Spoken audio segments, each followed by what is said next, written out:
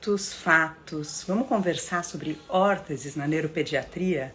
Essa noite a gente vai bater um papo, eu, Rebeca Heder, fisioterapeuta, Carla Zanardi e Tatiane Zan.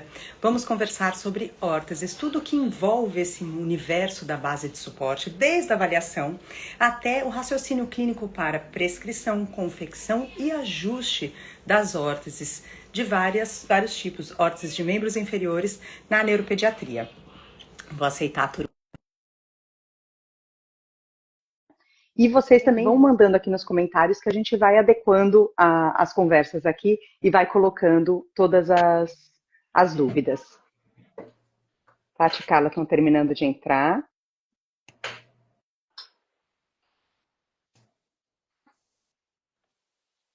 Oi, Cá.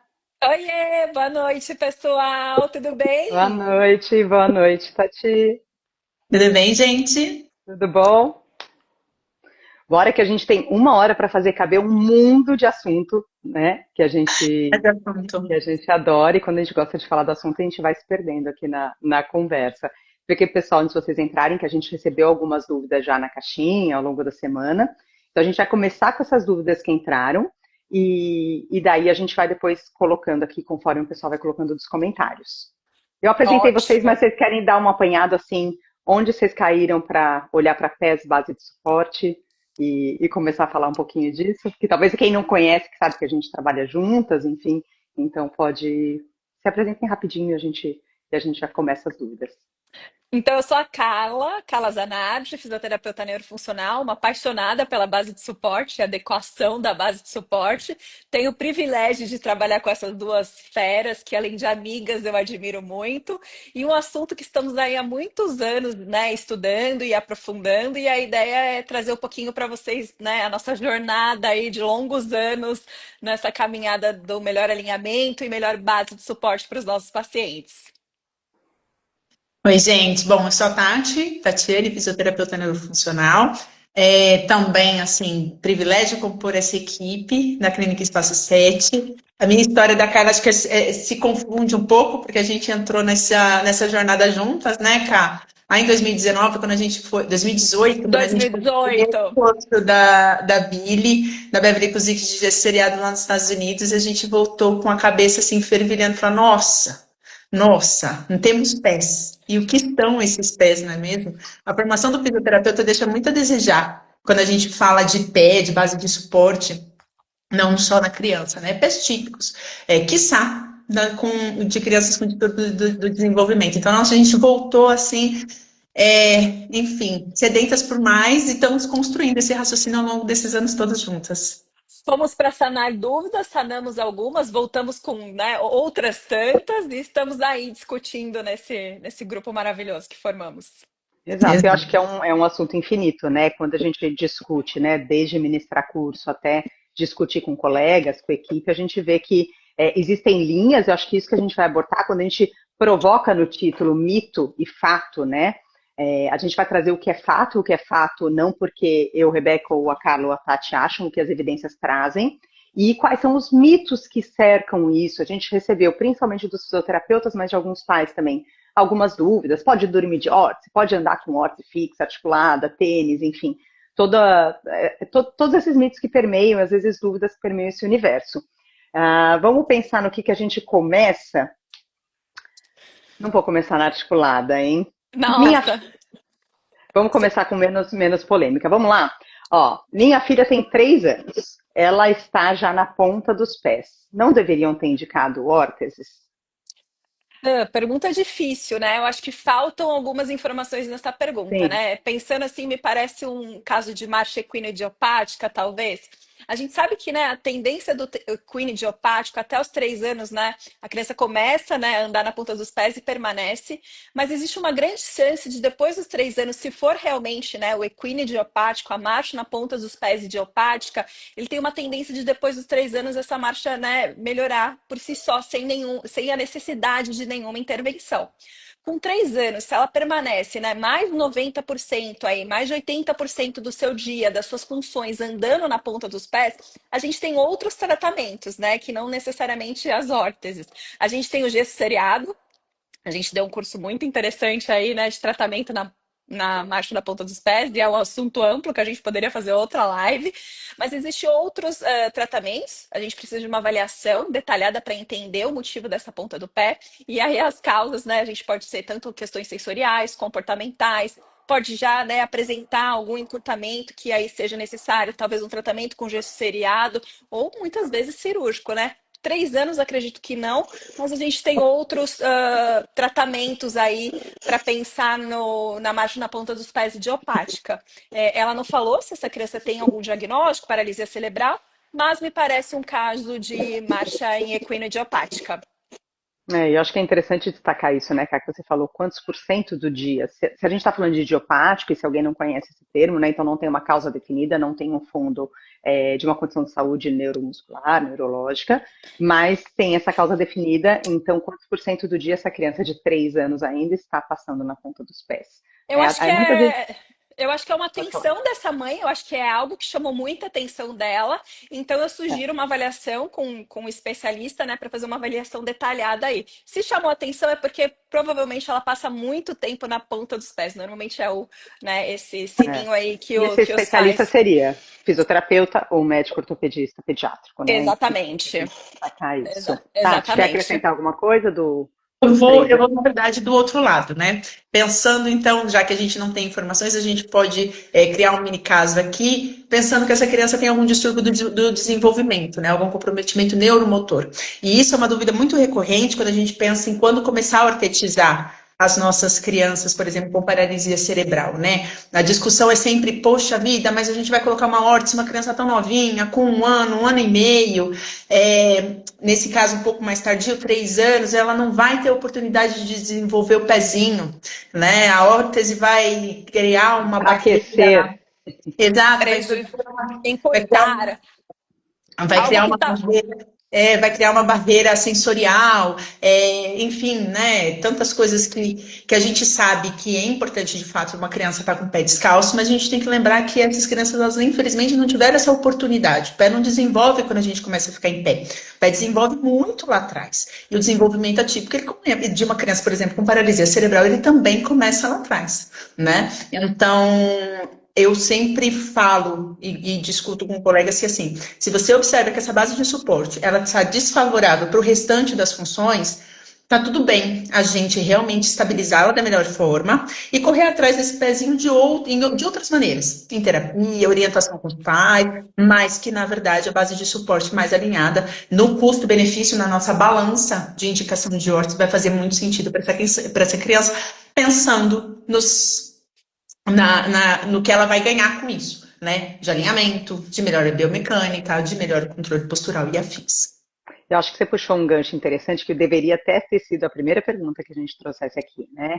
Existe uma idade mínima para a gente prescrever órtese? Porque muitas vezes surge essa dúvida, só a partir de 2 anos. Ou só quando já está andando, enfim, não pode andar com órtese fixa, articulada, enfim, daí a gente puxa um monte de fio. Mas e aí a idade de uso, né? O que a literatura conta para a gente da idade de começo de uso de órtese?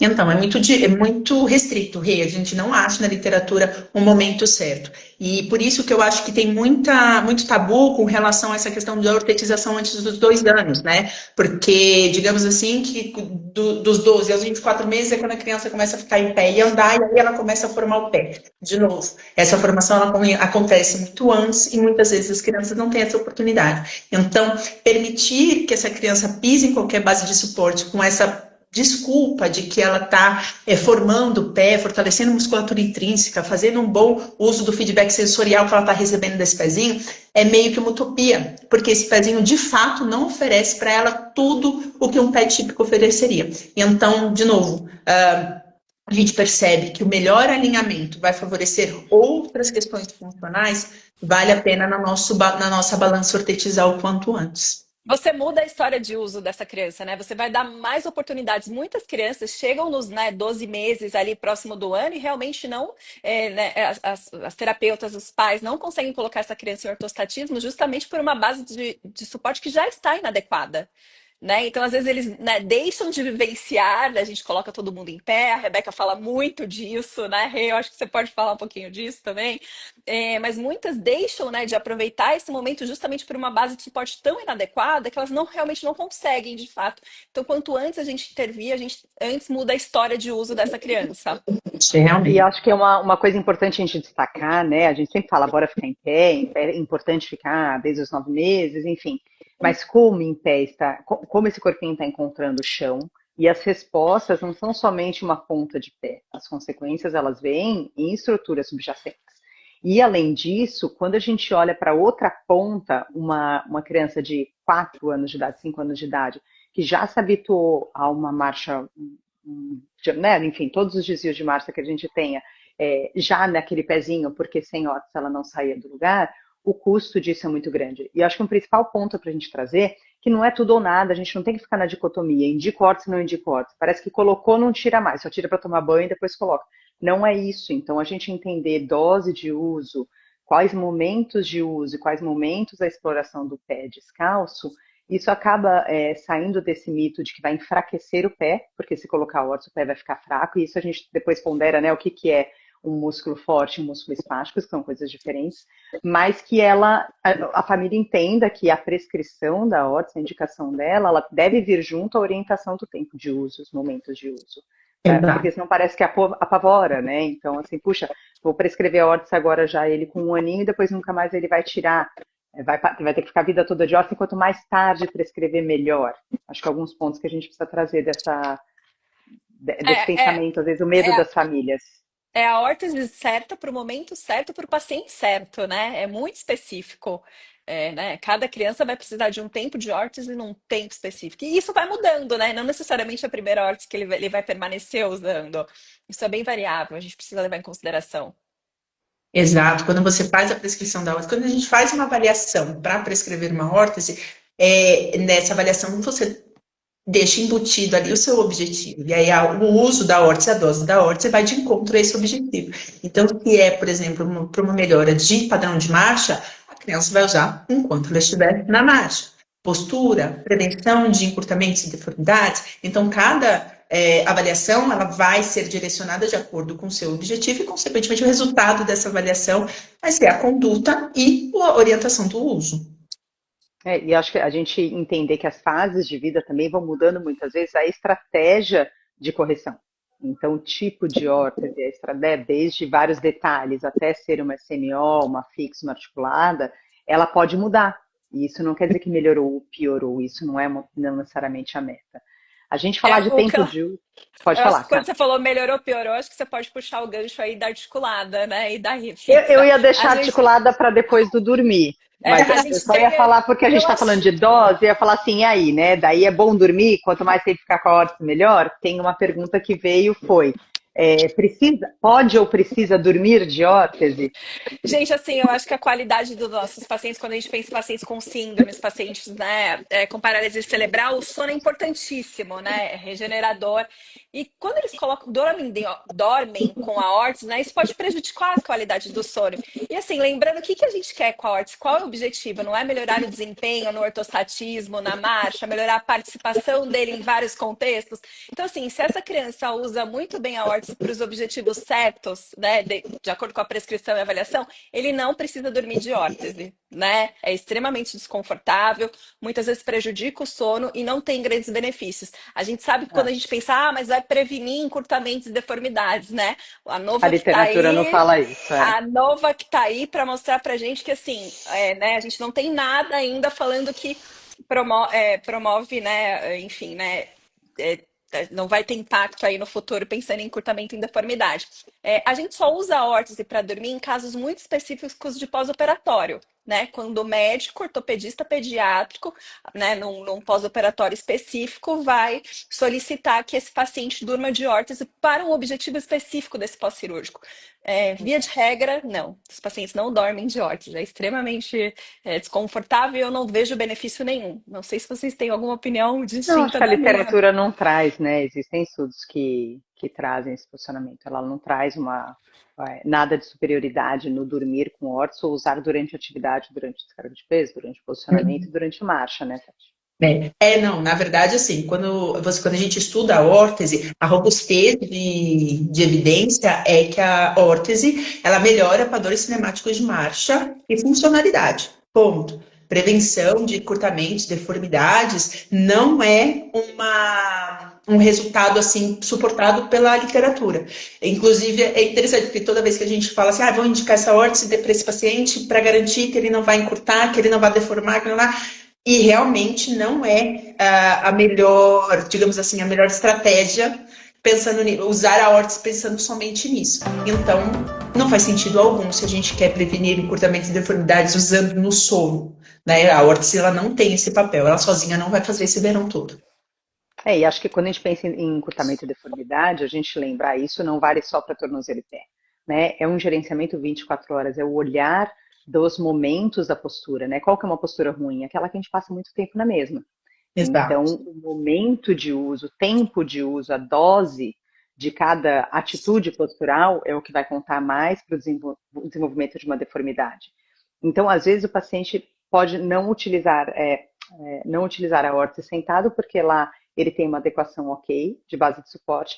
Agora, tem pacientes que ficam extremamente mal posicionados quando não ortetizados na cadeira, por exemplo, ou no carrinho. Aí seria uma indicação, né? Então, a gente ponderar isso, ou daí fazendo o advogado do diabo, aquele paciente que só se desloca isso pensando já num adolescente adulto, sem as órteses, principalmente os cinéticos. E aí, a gente consegue compensar a compensação, em alguns momentos vir e garantir uma boa amplitude de movimento para prevenção de deformidade? Isso, ela vai entrando na dose e momento de uso, né? Exato. Cá, o que a gente ia puxar quando eu falei que era para falar do dormir? Vamos falar de articulada já? É porque a gente falou de momentos de vida, né? E a gente tem um grande mito aí, que é a órtese, né? Fixa, rígida e as articuladas. E o grande mito, eu acho que, né, principalmente quando a gente pensa em pacientes com paralisia cerebral e síndromes, parece que o paciente vai ter uma evolução de passar de uma fixa para uma articulada, né? Vou jogar para Tati, ela adora esse. E a CMO, isso é. Mas vamos de articulação. E aí depois da Havaiana, só pode, É né? porque Essa parece ordem. que vira uma hierarquia, né? Se a gente pensar no Exatamente. pódio, a gente tem o topo dela, né? O descalço, mas assim, nas órteses, né? Parece que as famílias, os colegas ficam nessa hierarquia. A SMO a mais levinha, daí a gente vem para uma AFO articulada, e aí uma AFO fixa, e depois vai ser uma reação ao solo, né? Parece que é uma escala de evolução, né? E se o Isso. Então, paciente acho que isso. permanece na rígida, ele não está evoluindo, né? Então, Exato. Então, acho que é, isso entender, a gente desmistificar isso, porque até uma das perguntas tem: podemos usar a órtese fixa para treinar a marcha? Fica aquele mito, a criança não vai conseguir correr, não vai subir e descer a escada se a órtese estiver fixada. Depois a gente vai falar de salto da órtese e calçado. Então, eu vou deixar aqui, vamos falar desses conceitos mais ou menos do que não é hierarquia, do que não é evolução, né? Quando comparar articular ou não. E no universo de articulado, a gente tem um mundo, né? Do quanto articular, quanto permitir, enfim, tipo de articulação. E daí a gente vai falar, Tati Brito perguntou sobre o salto nas órteses, o que, que a gente pensa disso. E tem a mãe de Martim, o uso com calçado sempre. Isso é o isso clássico eu acho que a gente já vem nessa, porque a gente não vai conseguir respirar sem sempre, responder essa. sempre de calçado, sempre. E que é o combo, né? Órtese não é calçado. Não coloquem solados em Ordem órtese. positivo de posicionamento. É o mantra dessa noite. Acho que a gente pode, a cada 10 minutos, Repete lá que deu uma falhadinha. Fala lá, porque daí fica assim esse pedaço. Órtese é dispositivo de posicionamento. Isso é muito importante, porque o que faz uma órtese funcional é o combo órtese mais Órtese. calçado. Calçado adequado. A escolha do calçado, eu acho que é tão importante quanto a escolha da órtese. Não adianta você escolher a melhor órtese se você escolher um calçado totalmente inadequado. E E eles aí se as pessoas. somam na angulação, né, na estratégia. Então, eles se somam de Total. acordo com o que a gente quer na base de suporte. A gente deveria trazer uma placa para a próxima live, né? Não coloquem solados em órtese. Acho que seria ótimo para a próxima live. Acho que, assim, alguns pontos, né? Não colocar o solado de borracha nas AFOS, não usar AFO com meia antiderrapante, porque meia antiderrapante não é calçado é tênis. né? E E o Crocs All-Star não é o também, melhor, e o All-Star não é o melhor calçado para usar com órtese. Isso também né? foi um mito. Acho que principalmente quem é da minha idade, né? Isso foi um mito. Assim, é muito engraçado que às vezes eu pego os pacientes adolescentes e as mães têm isso lá de trás. Assim, eu não sei de onde surgiu isso. Não sei se vocês É porque é sabem, mais mas fácil, né? Ele é um borrachão, ele é grandão, ele abre. e eu acho que no passado as órteses eram muito grandes, né? Muito robustas, de outros materiais. Hoje em dia, né, a gente evoluiu nos materiais, nas possibilidades. Mas eu pego mãe de adolescente, assim, às vezes que eu vou fazer uma primeira avaliação, e ela fala assim: ah, mas você não vai usar o All-Star? Eu sempre usou o All-Star, eu adoro o All-Star. Isso também é um mito, gente. Enorme, né? Acho que aqui já foi um É, monte de tabu. realmente, esse acho que é um dos maiores mitos, porque a Carol, nessa época, logo que a gente se forma e começa a ouvir sobre órtese, tinha-se o conceito que a órtese ia ser usada com qualquer tênis na época, com solado reto, All-Star. Sim. Nada contra o All-Star, muito menos a favor, mas o que acontece? Órtese com solado reto é como se você realmente tivesse só como solado da órtese. A órtese, em sua grande maioria, ela tem uma angulação de 90 graus e o objetivo principal é verticalizar a tíbia, muitas vezes. Manter essa articulação talocrural fixada, né? Então, a órtese fixa, ou controlar a mobilidade da articulação talocrural, no caso, vinculada para a flexão. Mas a ideia é manter a tíbia vertical. E aí, até pegando o gancho que a gente pode treinar a marcha com uma órtese rígida, pode, porque na verdade o que a gente precisa pensar? A gente precisa adequar essa verticalidade da tíbia às dinâmicas de marcha. Quando a gente pensa na marcha humana normal, a gente tem uma excursão, uma pequena excursão da tíbia, ela passa de reclinada para inclinada à frente. Quando a criança está de órtese, quando o paciente está de órtese, isso não acontece, uma órtese fixa, né? Então muita gente acha que essa falta dessa mobilidade vai atrapalhar no treino da esteira, vai atrapalhar nos treinos de marcha. O que nós fazemos? Adequamos o calçado, adequamos a elevação do calcâneo, não na órtese, no próprio calçado, para inclinar um pouquinho essa tíbia à frente, tá? Isso é um conceito dessa questão do combo, né? Da órtese mais o tênis. Essa inclinação à frente faz com que a gente melhore a dinâmica da marcha e faça o paciente realmente vivenciar essa anteriorização da tíbia, principalmente nas fases finais do apoio médio. O que acontece, gente? Às vezes a gente acha assim que a órtese fixa vai tirar essa mobilidade, consequentemente a criança vai se compensar ou ela não vai conseguir andar.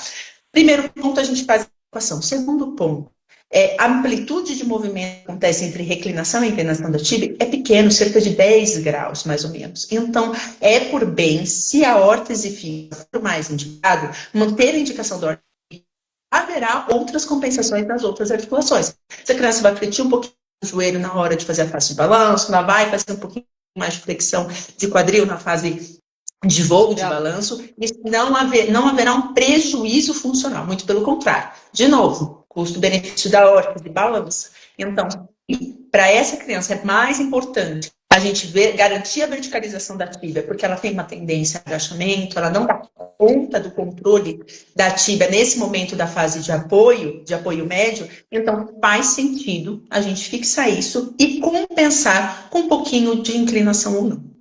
Acho que isso Já respondi. puxa. Isso que eu ia falar. Isso já puxa, Tati, com o que a Tati perguntou. Tati Brito fala sobre os saltos na órtese, né? O que a gente pensa sobre isso. Então, existem, né, níveis do que a gente vai falar de salto na órtese. Então, acho que é legal a gente explicar o que seria um post, o que seria já conferir alguma angulação com o próprio solado do calçado, conferir uma angulação com um post, com uma cunha, e aí conferir a angulação no molde da órtese, o que é a gente angular na AFO e o que é angular fora dela.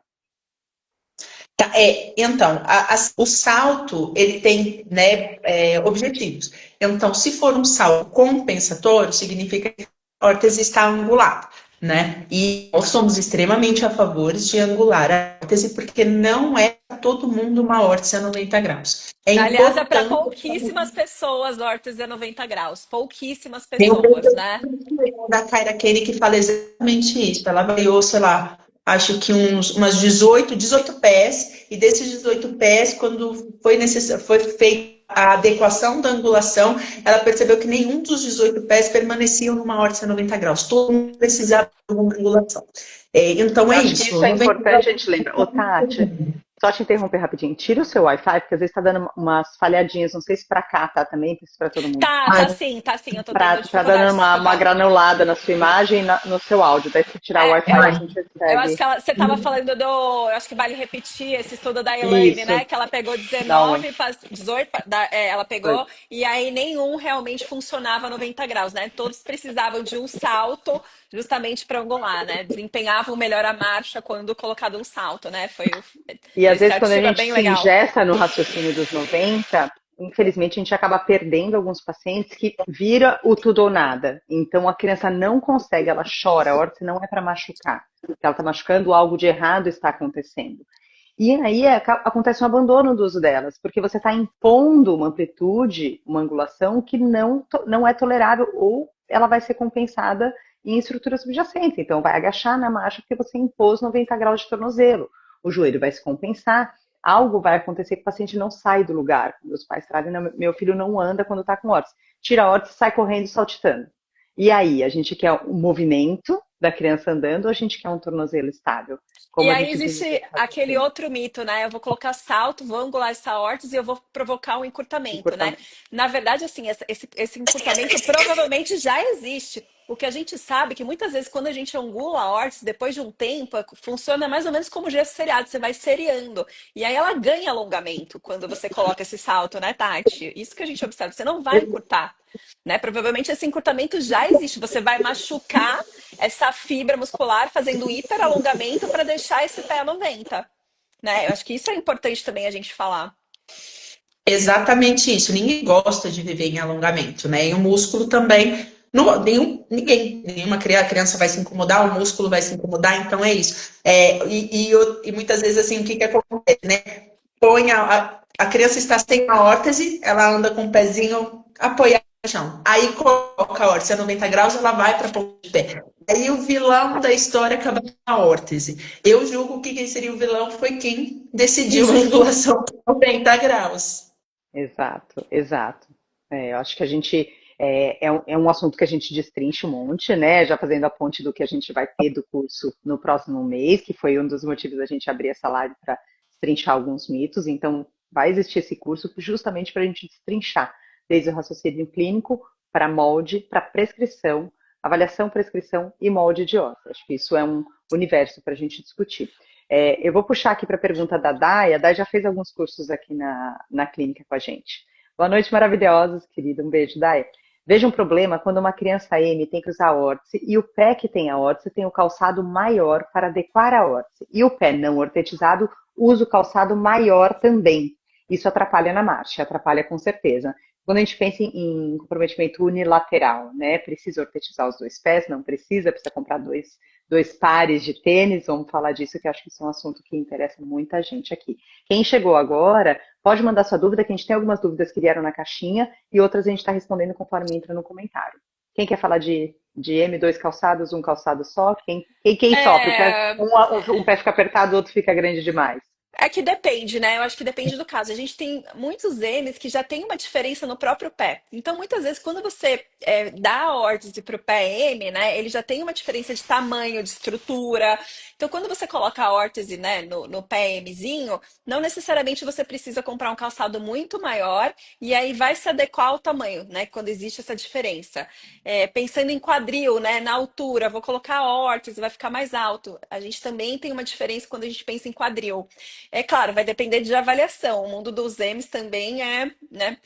Já aconteceu, e aí é uma discussão, de a gente de eu ter esse problema com o meu paciente, estava muito diferente realmente quando a gente colocou órtese, e eu fiz uma opção de colocar uma SMO do outro lado. E ficou assim super bacana, equalizou, o desempenho da marcha dele melhorou muito, a angulação que a gente precisava, porque realmente ficou muito discrepante. Então a gente tem algumas opções, usar post no outro, né, para balancear e equalizar, entender se tem uma diferença já, né, fisiológica aí, né, entre os dois, porque, né, o pé M tende a ser um pouquinho menor, um pouquinho mais hipotrofiado, então entender se realmente vai precisar de dois calçados e às vezes, assim, usar do que a gente tem aí, posts, enfim, para equalizar. Mas já aconteceu de eu usar, né, ortetizar e o PM e precisar de uma SMO simples no outro para balancear e equalizar a marcha. Não sei se vocês já tiveram essa experiência, eu acho que sim, né, Tati? Como que é isso Eu para faço, você? eu prefiro ortetizar 1.000 crianças bilaterais do que uma unilateral, porque assim, o M, ele realmente nos desafia, né? E quando você pensa em ortetizar, poxa, o M já tem um abismo entre os M-corpos, né? E você ainda vai ortetizar um lado só e mudar mais ainda essa dinâmica, essa percepção do corpo. Então, eu tenho, isso não está na literatura, viu, gente? Não, Não, no que o que tem muito de na literatura é o tipo de órtese, e de fato eles vão muito melhor que órteses mais dinâmicas, mais maleáveis, né? Então, articuladas, spring leaves e afins, de carbono e tal, mas não se fala, né, de ortetização bilateral, unilateral. Eu já tive casos de pitoquinhos que eu ortetizei bilateral, até para realmente deslanchar na marcha e ter um melhor desempenho. E por grande maioria maiores unilateral. O que eu tenho que fazer com os meus pacientes é tentar uma órtese o mais fininha possível, mais anatômica possível, com o material mais tênue e leve possível, para que eles comprem um número apenas a mais, e aí a palmilha do tênis da órtese colocar no outro tênis. E aí dá certo, porque aí fica um tênis um pouquinho mais apertado do outro lado. Funciona. Mas realmente é um baita tabu, assim. A utilização de crianças com hemiparesia é sempre o ponto mais difícil. E são aqueles que vão apresentar para vocês os pés mais equinos, cavos supinados que vocês vão ver na paralisia cerebral. Aqueles que vão encurtar a face, aqueles que vão ter deformidades. Então, são assim, até que, puxa, vamos ter a gente de cabeça em pé e sem possibilidade de não pensar em ortopedia. Aí muitas vezes é isso, é experiência, né, Tati? Experiência, assim, você vai tentando, né? Essa SMO, assim, a gente tentou de tudo, tentou um número maior, tentou colocar um post, falei, puxa, não dá, realmente, para equalizar, a gente vai precisar de uma SMO. E super funcionou, assim, eu acho que é você entender da avaliação ali da marcha dele, do desempenho dele, o que que vai funcionar para cada. Mas realmente os M's são desafiadores, até quando a gente pensa em G-seriado, enfim, todos os tipos de, né, de tratamento aí, realmente são os mais desafiadores aí. Meninas, teve uma pergunta aqui que fala do artigo da Elaine Owen. Depois a gente, se você puder, chama Evolutiva e Neuroreabilitação. Se você puder mandar um direct pra gente, a gente manda o PDF do artigo da Elaine. Tá bom, mas assim, lê tudo dela porque ela é maravilhosa. Então, se você colocar a Elaine Owen no PubMed, vale a pena ler de tudo que ela tem. Quem gosta de base de suporte vai se Quem não deliciar. gosta nem tá aqui conversando essa noite com a gente. Meninas, ó, temos aqui vindo de cima para baixo mais dúvida. A live vai ficar salva, vai ficar salva. O Rô, querido, beijo. Quando e por que usar SMO interna? Rígida ou flexível? Então, quando a gente fala, a Tati, inclusive, postou essa semana passada, né, sobre as órteses neurofisiológicas. Excelente post. Quem não viu, vai ver no perfil Fica da lá e Tati. assiste. Vale muito a pena. Eu acho que A assim, órtese só é boa se tem É, SMO, tem texto de eu, SMO, e aí não, põe silicone, põe de termoflexível, o que coloca? Excelente pergunta. eu gosto de falar dos mielos nessa hora. Eu acho que os mielos, assim, a gente precisa falar deles, né? Ortetizar mielo também é um desafio, né? Eu acho que todo mundo aqui sabe. E quando a gente fala de SMO para mielo, né? Para a gente posicionar realmente esse pezinho, facilitar, né? Esses pezinhos mais hipotônicos, não só na mielo, mas pezinho mais hipotônico. Uma SMO um pouco mais rígida vai garantir que esse pé fique realmente dentro da órtese. Né? Se a gente pensar num pé hipotônico, um pé mais molinho, um pé flácido, né? Com uma SMO de silicone, puxa vida, né? Talvez não seja tão benéfico para esses casos. Então, quando a gente pensa nesses pés hipotônicos, sempre uma SMO um pouco mais rígida para garantir essa estabilidade e garantir que a família, o cuidador, o professor consiga de fato posicionar esse pé dentro da órtese. Vai, Tati, quando usar silicone? Eu tô super com a Carla. Eu falo que tem alguns pés que eles precisam de um cartuchinho, né? E a SMO com um material termoflexível mais rígido, mais denso, ele faz esse cartuchinho. Então você coloca aquele pezinho que é mais molinho, um pouco estruturado, e os mielos, principalmente os mais novinhos, são assim, são muito desestruturados ainda. A gente coloca dentro de um cartuchinho para encaixar na órtese. A SMO mais rígida também, ela permite que você deixe as aletas da órtese mais recuadas. E muitas vezes você ganha aí um pouquinho de tamanho para o tênis, a órtese mais slim, mais leve, às vezes vale a pena. A SMO de silicone é conforto.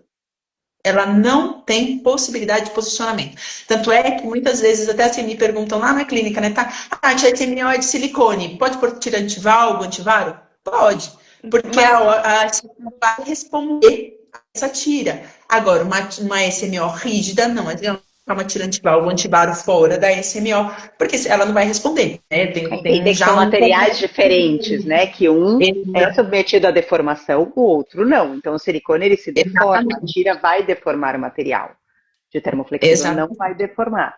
Então, são conceitos que não Exatamente. vale a pena. Você vai colocar uma tira antivalgo brigando entre a AFO e a SMO, não faz sentido Isso, ali. mas não vai chegar, não vai chegar. E colocar uma tira dentro da SMO rígida, aí você vai matar o pai do coração. Porque para o pai colocar Para aquele pé colocar. dentro da órtese, como a SMO rígida, a SMO fixa lá dentro, vai dar trabalho. Então, não é uma boa opção. Se você for trabalhar com tiras, se é um pé que precisa de um posicionamento mais firme, precisa de tração mecânica mesmo, aí vale a pena trabalhar com tiras. Não use SMO. Aí vai só com a órtese mesmo. é isso que eu ia falar. Eu, particularmente, não gosto de tiras dentro da SMO. Mas isso é talvez polêmico, né? Eu, particularmente, quase nunca uso. Não, Eu mas acho não difícil. dá Eu acho Dentro que, da SMO, eu acho que pode, né? Enfim, eu acho que existe outros componentes aí que a gente pode utilizar na órtese enfim, para esse desfecho, né? Eu particularmente exato. acho. Vamos lá, mais uma para a gente seguir nas perguntas. Gente, passou 37 minutos já. Vamos lá. A Físio Jamília. Me sinto o apóstolo Paulo da Bíblia na briga contra os soldados, os all-star e todos terem que usar a órtese articulada. É isso, né, Jamila? Acho que, assim, tênis, a gente está num ano, assim, nos 5 anos ali interessantes de janela, porque a gente tem hoje em dia opção, né? É isso que a gente falou. Antigamente era all-star e foi. Porque, fora isso, as goteiras, né, que eram as órteses antigamente, não entravam em mais nada.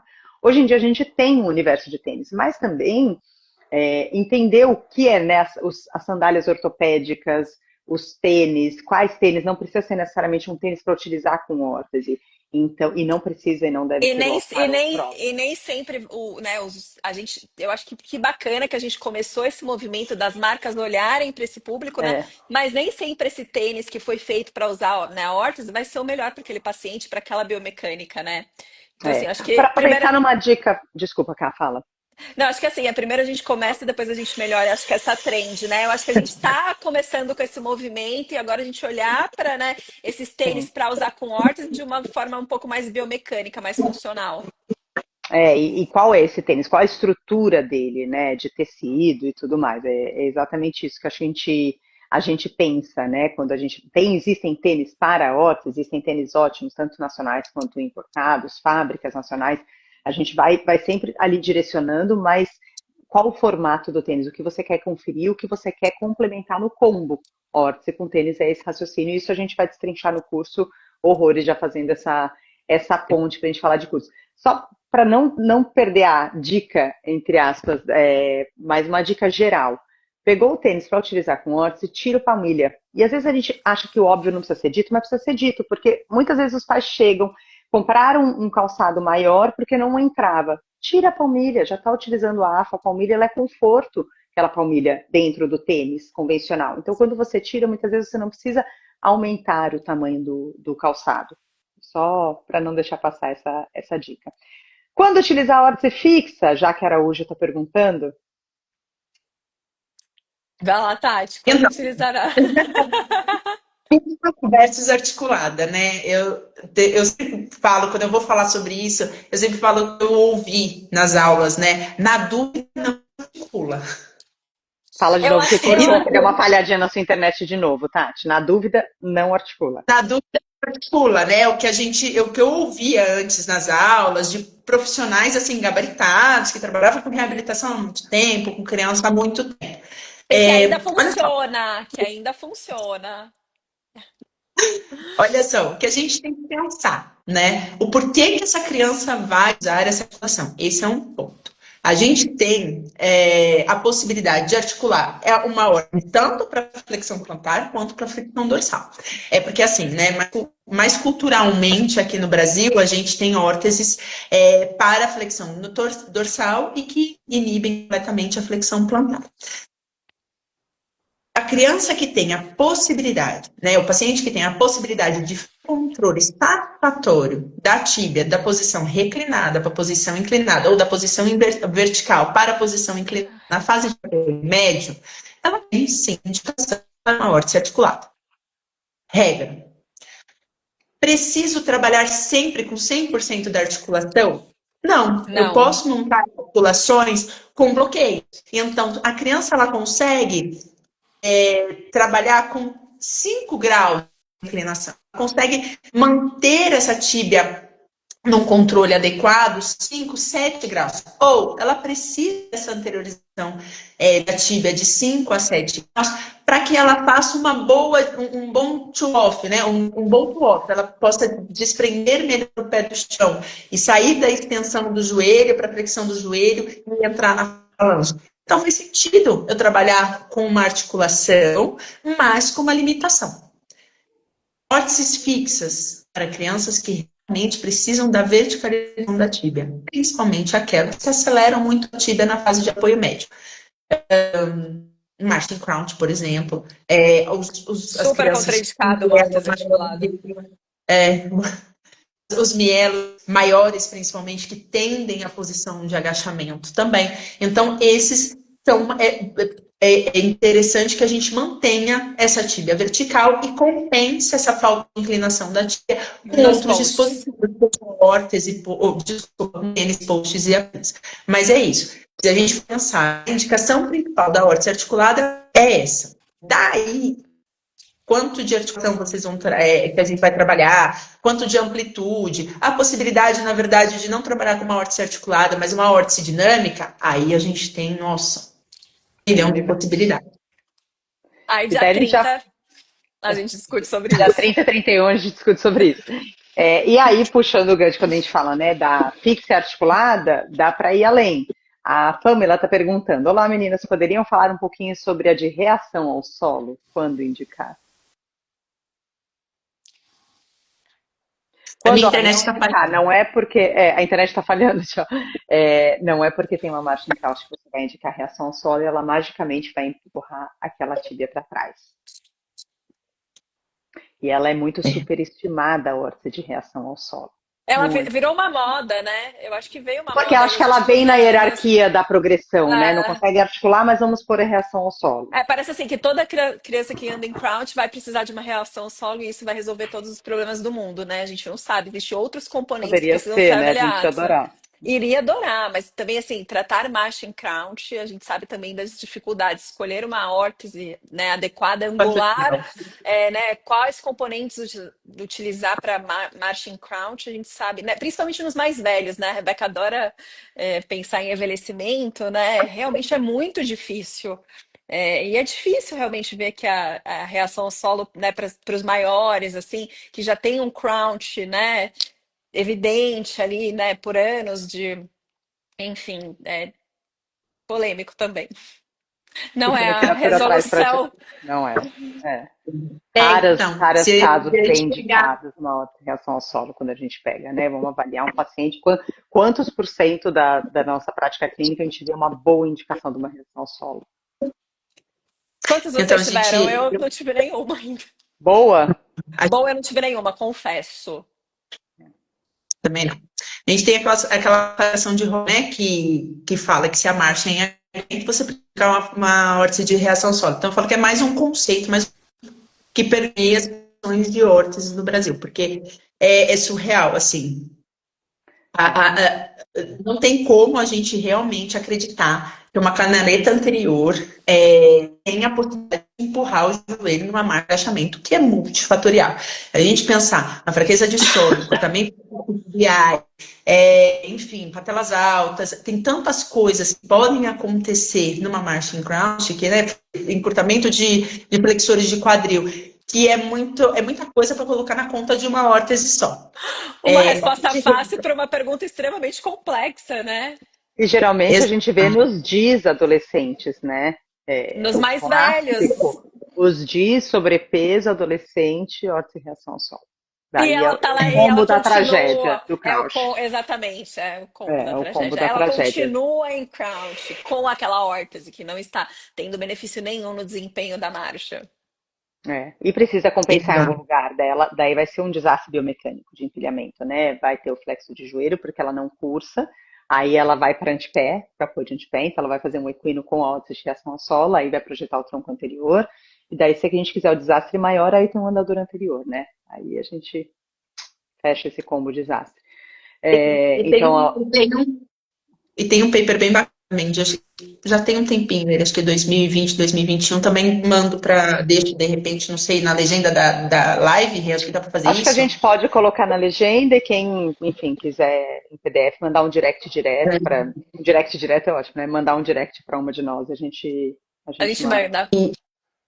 Que analisar exatamente isso, que a órtese fixa, que a órtese de reação ao solo não é superior à órtese fixa quando comparado com pacientes com marcha e agachamento padrões cinemáticos. Então, assim, recomendar uma órtese com esse perfil, Com né? esse ponto. Colocação, posicionamento e tudo mais. Muitas vezes é uma órtese de modelagem, depende muito do tempo, o plantar tem que estar alto para ela realmente estabilizar a tíbia, fazer o trabalho dela, que é estabilizar a tíbia, porque muitas vezes esse apoio plantar ele desce, aí você perde a tíbia, enfim. Não vale a pena quando a gente compara os de uma órtese simples. Exatamente, deu uma cortada, mas a gente pensa na reação ao solo e a fixa simples, né? Acho que isso é que a gente mais pondera. A Luma, tem uma outra pergunta aqui da Luma. A Luma, mãe do Bentinho. Encontrei uma marca chamada Molequinho, que tem vários modelos que dá para usar com órtese. Ele é fácil de calçar e leve, o que facilita a marcha. Vamos só lembrar É um bom. adendo. Pesado e leve são características, não são qualidade de defeito necessariamente. Então, ser Bem, molinho bem ou ser colocado. mais estruturado é uma característica do calçado. Não é que ser leve, ser molinho é bom para todo mundo, porque muitas vezes a gente precisa de uma estrutura melhor.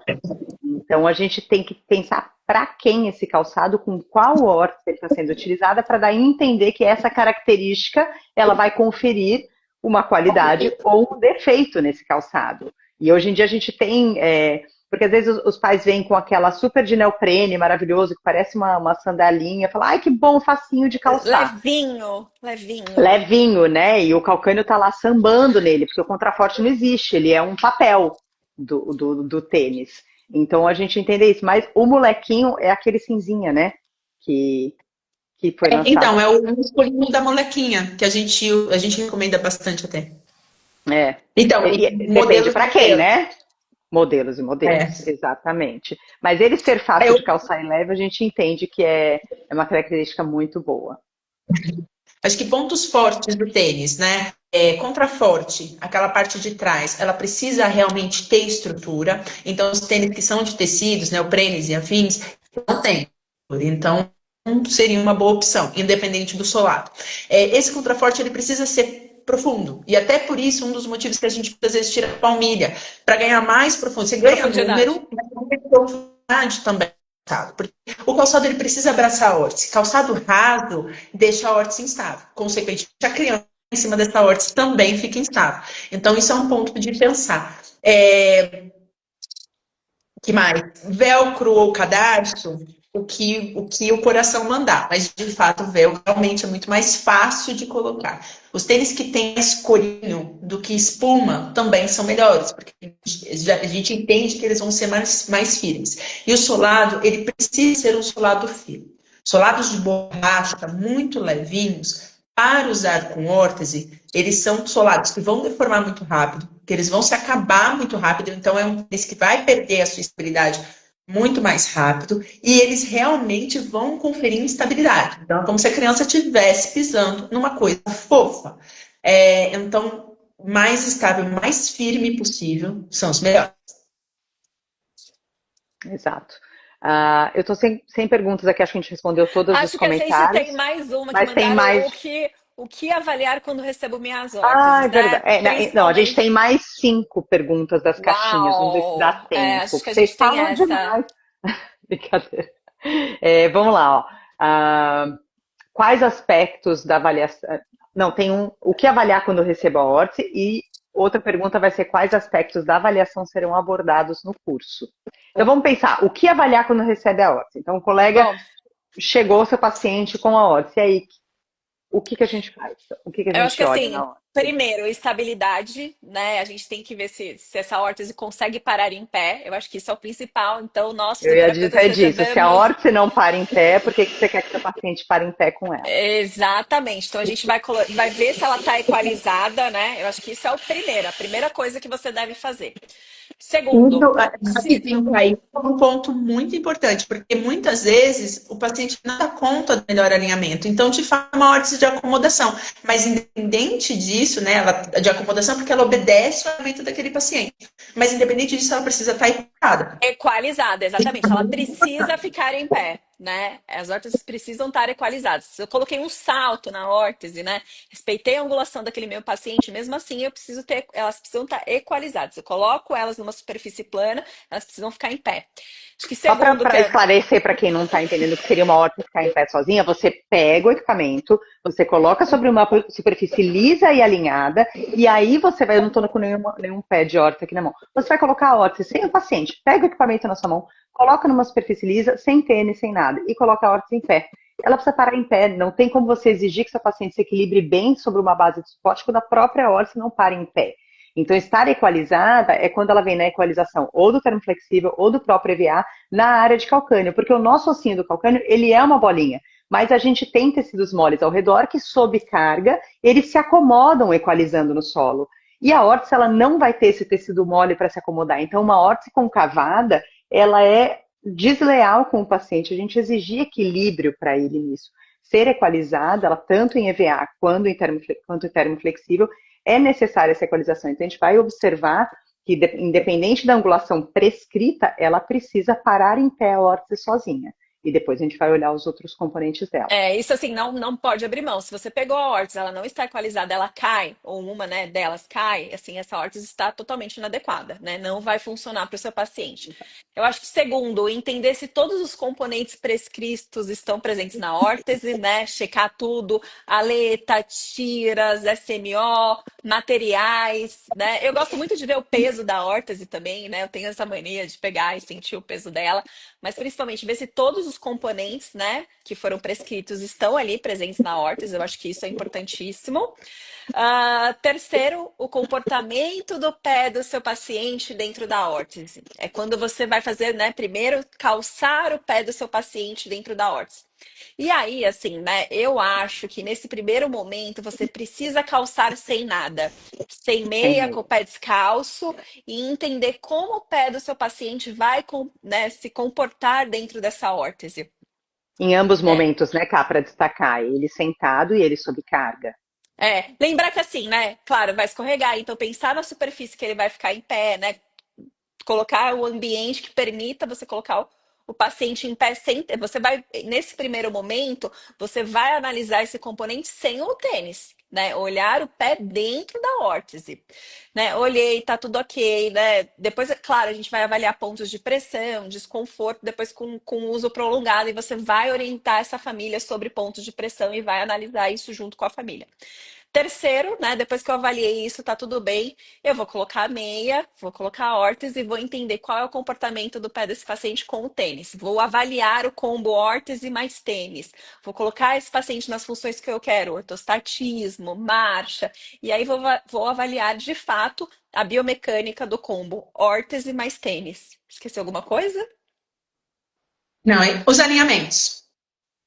Vai Os lá, Tati. alinhamentos e depois a gente pensar, só para, assim, sem querer pressionar, mas já pressionando, porque a gente tinha falado, a gente não vai se estender, não vai ser uma rave de live, a gente tem 5 minutos para acabar, mas a gente não vai acabar às 9 mesmo.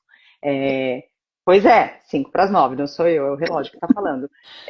Só para a gente dizer isso, e daí você já puxa na sua fala, Tati, a questão dos pontos de pressão.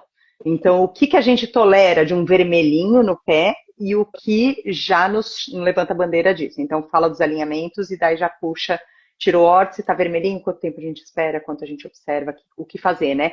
E fala, depois eu vou dizer assim, o que a gente manda para casa, né? Quando que você fala, pode usar o dia inteiro, né? Não é assim, pegou a órtice, passa o dia inteiro, porque depois tira já está com bolha. Então não deu tempo de corrigir isso. Acho que esse tempo de uso, quando logo que pegou a órtice, é interessante ser destacado. Fala dos alinhamentos, Tati. Não, então, dos alinhamentos, que também na prescrição, né? O nosso checklist da prescrição. Então, se eu pedir uma órtese angulada, se a minha angulação foi respeitada, se eu pedir uma órtese a 90, se 90 foi respeitado, se eu pedir uma órtese com uma subtalar neutra, se esse neutro foi respeitado. É que a gente acaba fazendo muito molde lá na clínica, mas às vezes quando a órtese é de fora, ou então o molde é de outro profissional, enfim, vale mais a pena ainda olhar essas questões, porque por muitas vezes a gente tem erros de ortetização, em casos que assim, a criança tem a possibilidade de neutralizar a articulação subtalar e a órtese tavalga, tavara. Enfim, então isso é um problema, porque você começa a mexer na base do suporte, uma base de suporte que pode estar adequada, ela está desalinhada e, consequentemente, não adianta querer que, por exemplo, esse um prone dentro do órtice tavalga, por exemplo. Então, acho Eu, que esse é um eu, ponto Ô, importante. Tati, Rebeca, eu Exato. acho que vale falar que no curso a gente vai ter esse momento, né, do Eu ia molde dizer da isso, quando você órtese. falar do molde, nem todo mundo tem, então a gente sabe que existem muitos Brasis dentro do Brasil, né? Então a gente tem um privilégio, muitas vezes, de trabalhar próximo a ortesistas, que a gente tenha contato, e a gente sabe que não é a realidade de todo mundo, mas o que o profissional mais tem de munição é a informação. Então, saber conversar com o ortesista, com o médico ortopedista, com o fisiatra, com outro colega, com os pais, para você entender, porque olhar órteses é um universo gigante, não é à toa que a gente vai ter mais de 20 horas de curso falando disso, porque é um universo gigante, a gente não consegue esgotar todas as possibilidades. Mas você entender quais parâmetros a gente tem, é o que a Tati falou lá no comecinho da live, o fisioterapeuta sabe muito pouco sobre pé na sua formação. A gente estuda ali rapidinho e acabou, a maioria nem sabe o nome dos ossinhos do pé. Né? E quando a gente pensa num equino e nas alterações de alinhamento, não é só tornozelo. A gente está falando de outros compartimentos e suas consequências. E aí, quando a gente vai falar de uma órtese que está valga, está vara, o que é isso? Isso a gente vai destrinchar com vocês no curso. Isso é importante para a gente olhar, para que você possa falar, não, essa órtese não está boa, mas por que ela não está boa? Ela está machucando, mas por quê? Né? O que está acontecendo ali nessa órtese? Acho isso que a gente queria tentar resumir aqui nessa live, mas trazendo o que você precisa observar e aonde se contentar com uma órtese, né? Não é só a altura e comprimento da órtese, ela está longa demais, vamos cortar ali na frente, ou deixa longa para durar mais, deixa alta ou deixa mais baixa. O que a gente vai olhar para isso é um universo de alinhamentos dos compartimentos de pé, além de tornozelo. E de tornozelo também todo esse universo para você fazer o combo do alinhamento órtese com tênis. Acho que isso que é o que a gente mais precisa. E quando você pensa assim, puxa, mas será que eu preciso entender sobre órtese se eu não vou confeccionar e não vou moldar, não vou prescrever? Sim, você precisa, porque o seu paciente, assim, fisioterapia de forma geral, qual o desfecho que grande parte dos pacientes a gente busca? A marcha, ortostase, equilíbrio, a função vertical. E os pés precisam encontrar bem o solo. Então, não é raro que a gente receba, às vezes, uma avaliação de uma prescrição de andador, de um intensivo de treino de marcha, algo assim. A gente pede vídeos antes para os pacientes, porque a gente quer entender como esse pé está encontrando o chão. É muito cruel com o paciente a gente exigir um desempenho, uma performance de marcha, uma melhora da marcha, se ele não tem uma base de suporte adequado. Isso é cruel com eles. A gente precisa olhar para os pés, entender que às vezes, além dos pés, as consequências, a gente olhar para cima também, O quais impacto estruturas, disso, né, de uma base de suporte né, inadequada nas qual outras. fase de vida ele está, né, qual a Exatamente. realidade de uso dele, e a órtese ela não vai ficar na clínica, fica na clínica quando vai fazer fisio, usa e volta para casa. É toda uma conversa que tem que ser revista. Acho que isso que é Eu acho o que que a gente caminha todo esse raciocínio, né? A gente vai construindo junto para, desde a revisão do que a gente vai falar o que é, né? Quais estruturas de pé, quais os movimentos de tornozelo e pé, e aí para pensar dos tipos de órteses e as intervenções de cada uma e as adequações também, quando a gente consegue adequar algo. Eu acho que o Luiz tem uma frase muito boa, o Dr. Luiz Angeli, um super, né, um médico querido aí, que a gente tem a oportunidade de sempre trocar, ele tem uma frase que os pés não mentem. E aí eu falei pra ele, as órteses também não, né? As órteses também não mentem, né? Chega Elas aquela dão órtese de velcro limpinha, não, usa o dia inteiro. uso o dia inteiro. O que eu gosto, o que eu adoro é aquele paciente que chega da escolinha e aí você pega a órtese tá surrada, tá aquele chulezinho, você abre, tem areia do parquinho da Carinha. escola, né? É uma delícia. Fala, não Maravilhoso. é? Então, assim, os pés não mentem, mas as órteses também não. Exatamente, exatamente. A gente precisa entender um pouco mais disso. Quem mandou dúvida também, que eu esqueci de trazer aqui, é se a gente ia falar de gesso seriado. Então, às vezes, que o pessoal viu que agora em junho, né, a gente estava com os colegas da Bond Learning ministrando o curso de marcha na ponta dos pés com treinamento em gesso seriado. Isso é um curso que vai acontecer a próxima edição só o ano que vem, imperdível para quem é apaixonado por marcha, base de suporte e quer entender um pouquinho melhor sobre isso, aplicar o gesso seriado, entender como usar essa estratégia, mas o universo do que a gente vai abordar agora, final de agosto, é sobre a prescrição de órteses, adequação e molde. Né, É, são eu acho que temas assim, que se conversam, porque a ponta dos pés é uma coisa, mas a gente não ortetiza somente equino. Isso é muito importante ser destacado. Porque não, mas assim, ó, o calcanhar está no chão, então não precisa de órtese. às E vezes daí são você os que tem mais aquele plano precisam. valgo.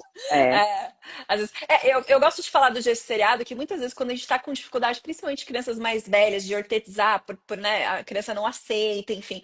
Às vezes a gente pode usar sim o gesso seriado para depois ortetizar de uma forma mais adequada e mais benéfica e que essa criança exato. aceite melhor. Isso é Pós-gesso, bacana. pós-toxina, pós-risotomia, pós-cirurgias Exatamente. ortopédicas, enfim, até para entender, né, tempo de troca, né, a órtese não tem prazo de validade, mas ele tem o que esse corpinho se apresenta em cada fase, né. Teremos que marcar a live 2. Não, não É. temos tempo para. Ó, não vou deixar de destacar a Marília querida, mãe do Henriquinho. Meu lindão tá com gesso pela segunda vez e fazendo intensivo com a Tati. Maravilhoso. O Henriquinho é modelo de curso, maravilhoso também, né? Tem muitas imagens dele nos cursos. Achei muito bacana a mensagem aqui do Loacir, órteses Davi. Sou ortesista, concordo que a comunicação entre os profissionais é fundamental. Quando a prescrição, a solicitação é bem feita, facilita o nosso trabalho. Exatamente, ninguém está invadindo a área de ninguém, mas uma boa comunicação ali quem está ganhando é o paciente. Então, eu quero essa tira, mas por que você quer? Ouve o que o ortesista tem de domínio dos materiais e das estratégias e o que você Exato. funcionalmente quer buscar. E aí vocês dois vão pensar juntos, com certeza. Não tem que ter disputa, a órtese está ruim, mas o que está ruim? O que está atrapalhando? Isso você precisa conhecer, não para confeccionar órteses, mas para saber se comunicar com ortesistas. E hoje a gente tem ortesistas pelo Brasil inteiro. E que bom isso, que os pais têm opções para buscar e dá para você conversar, tipo de material, espessura de material, posicionamento das tiras, enfim, é o universo de correções, de possibilidade de correção que a gente tem nas órteses hoje em dia. Obrigada, viu, Loacir? A Bruna, o jeito é ir para o espaço 7 antes de fazer a próxima órtese. Então, Ah, venha fazer uma avaliação com a gente. Vamos adorar, adoro. a Tati está perguntando, quando será o curso? E se ele será presencial? Diz aí. Então, a gente vai ter algumas aulas online, né, no dia 28, mas o curso acontece no dia 28, 30 e 31 de agosto. Isso, dia 28 é online, então é a base toda teórica para a gente fazer esse apanhado e todo mundo começar a prática na mesma página. Então, chegar aqui já entendendo o ponto de partida do basicão. Isso a gente já vai ter no online, que vai ser essa aula, né? Idealmente ao vivo, vai estar ao vivo, mas Vai ser fica ao gravado vivo, vai para ser ao vocês. vivo, Ela vai ser ao vivo, mas quem mas depois vai ter eventualmente no dia acesso. 28 não consegue, vai ter acesso a essa gravação. E presencialmente, sábado e domingo, o dia todo, aí é na Clínica Espaço 7, presencial, com demonstração de molde, das estratégias todas, enfim, aí a gente tem Com um a universo prática do molde, teórico, né? prático, isso, e vocês vão tanto prática de medição quanto de molde para entender o que é material para você poder voltar para sua clínica falando, bom, agora eu consigo prescrever. O objetivo do curso é que você esteja seguro para receber seu paciente com órtese, entender se a órtese está boa e está ruim, o que está acontecendo com aquele pé e com aquele posicionamento, e saber também se você quer moldar a órtese do seu paciente, mandar para o ortesista, existe essa comunicação, essa possibilidade, você também vai ser treinado para isso. Isso. Feito? Isso. Atrasamos 4 minutos só. Pessoal, Ai, um universo. bom! Vamos ajudar a nossa turma a pôr esses pés no chão. As inscrições estão abertas. A gente tem aqui Vamos compartilhar já já de novo as inscrições. Ou quem tiver interesse, manda no nosso direct, que a gente manda o link do formulário, que a gente ainda tem algumas vagas para essa turma de agosto. E espero que a gente tenha ajudado com 1 hora e pouco de conversa e que vocês possam ajudar o pezinho dos seus pacientes a E encontrar que melhor. venham discutir com a gente pessoalmente, né? Numa roda de conversa, que tenho certeza que vai Exatamente. ser delicioso. Com certeza, com certeza. Dia 28 é à noite, tá, Josiane? Vai ser no horário da noite a aula. São 3 ou 4 horas à noite. A gente vai passar para 4, né? Vai acabar ficando mais tempo. Mas, mas vai ser, teoricamente, 3 horas ali ao vivo à noite, tá bom? Qualquer dúvida, escrevam pra gente. Tati, Ká, querem fazer considerações finais? Ah, eu acho que não. Acho que quem A gosta gente, de trabalhar com o público TEA também a gente vai abordar um pouquinho, né, do tipo de base de suporte, se a gente coloca órtese no público TEA ou não. A gente vai trazer um pouquinho disso também, Perfeito, acho que no curso. Eu exato. A acho que gente não vai falar da condição de saúde, a gente vai falar das não, condições de Deus, alinhamento e desalinhamento. Então, em diversas exatamente. condições de saúde, né? Não só da ponta dos pés, não só de paralisia cerebral, mielo, existe um universo todo que envolve TEA, síndromes raras, idiopáticos, e quando que a gente vai olhar para isso tudo o curso aborda, né? Acho que é isso. e entender que o nosso curso realmente é uma eterna discussão, né? Tanto é que a gente vai ter essa parte teórica antes, porque o nosso curso vai ser prático e de discussões de caso de vocês, a paciente ao vivo para a gente avaliar e discutir junto, porque é isso, não tem receita de bolo. Órtese é individualizada, órtese é feita sobre molde, porque ela é feita do zero, e é importante que a gente entenda isso. Não existe regra, não existe algoritmo, não existe. Tem que realmente fazer o quebra-cabeça, juntar as pecinhas ali e chegar no melhor resultado para o seu paciente. É isso. Perfeito. Ótimo. Pessoal, obrigadíssimo por estarem até aqui com a gente. Obrigada, Cá, obrigada, Tati. Bora Obrigada, conversar mais gente. nos comentários. Beijo, Beijo! boa noite, pessoal. Tchau. Tchau.